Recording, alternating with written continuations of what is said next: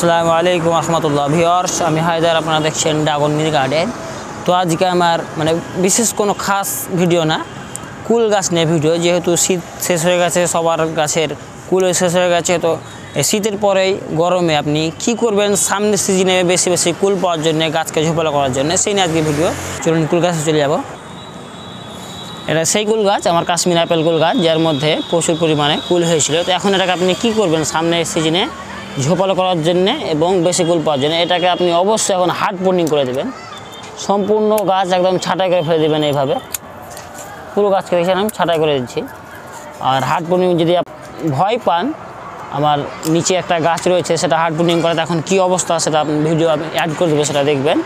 এইভাবে আমি পুরো গাছটাকে একদম ন্যাড়া করে দিলাম, দেখছেন।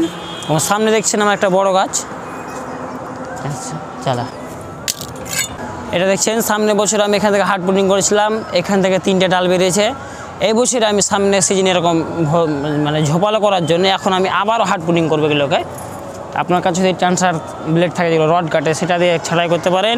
এবং এগুলোকে আমি এখন দেখবেন মোটা মোটা শাক বের হবে, আর খুবই সরু সরু ডালে কিন্তু কুল টেকে না।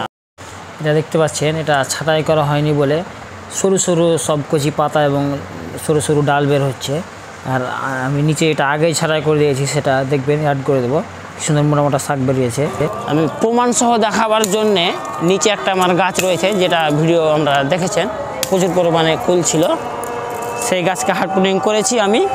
আর এখন কি অবস্থা সেই ভিডিওটা আমি অ্যাড করে দেবো, আপনারা দেখবেন। আমি এখন পুরো গাছটাকে ন্যাড়া করে দিয়েছি এইভাবে।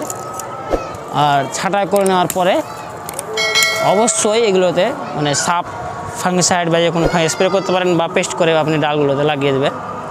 এইভাবে পুরো ডালকে আমি এখন ছাঁটাই করে দিচ্ছি হার্ড প্রুনিং।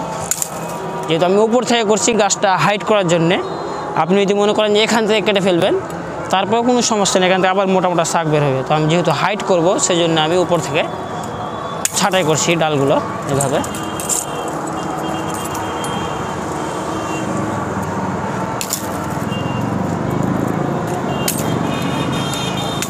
এইভাবে পুরো গাছকে আপনি এখন ন্যাড়া করে দেবেন। আগেই করা হতো, তো আমি দেখাবার জন্য প্রমাণসহ, নিচেরটা আমার পুরো শাক বেরিয়ে গেছে, সেজন্য এখন আমি আপনাদেরকে দেখাচ্ছি। তো এই ছিল পরিচর্যা সামনের সিজনে আপনি ভরপুর কুল পাওয়ার জন্যে সামান্য পদ্ধতি হার্ড প্রুনিং। এটাকে কেটে নেওয়ার পরে অবশ্যই সাপ ফাঙ্গিসাইড বা সাপ পেস্ট নিয়ে আপনি ডালগুলোকে ডালে লাগিয়ে দেবেন। দেখতে পাচ্ছেন সামনে কুল গাছ, এটা আমি কদিন আগে হার্ড প্রুনিং করে দিয়েছিলাম, ছাঁটাই করে দিয়েছিলাম। কিন্তু এটা একটু হাইট থেকে করেছি, কারণ এটা আমি হাইট বাড়াবো বলে। কারণ ফার্স্ট টাইম যে কুল গাছের ভিডিও ছিল, এই গাছেরই ছিল, তাতে প্রচুর পরিমাণে কুল ছিল, সম্পূর্ণটাই বাচ্চারা খায়। তো হার্ড প্রুনিং করার কোনো ভয়ের কারণ নেই, আপনারা দেখতে পাচ্ছেন প্রমাণ। এই ছিল ভিডিও। যদি ভিডিও ভালো লেগে থাকে বা উপকার পেয়ে থাকেন, তাহলে লাইক, কমেন্ট, শেয়ার এবং সাবস্ক্রাইব করে থাকবেন। আসসালামু আলাইকুম ওয়া রাহমাতুল্লাহ।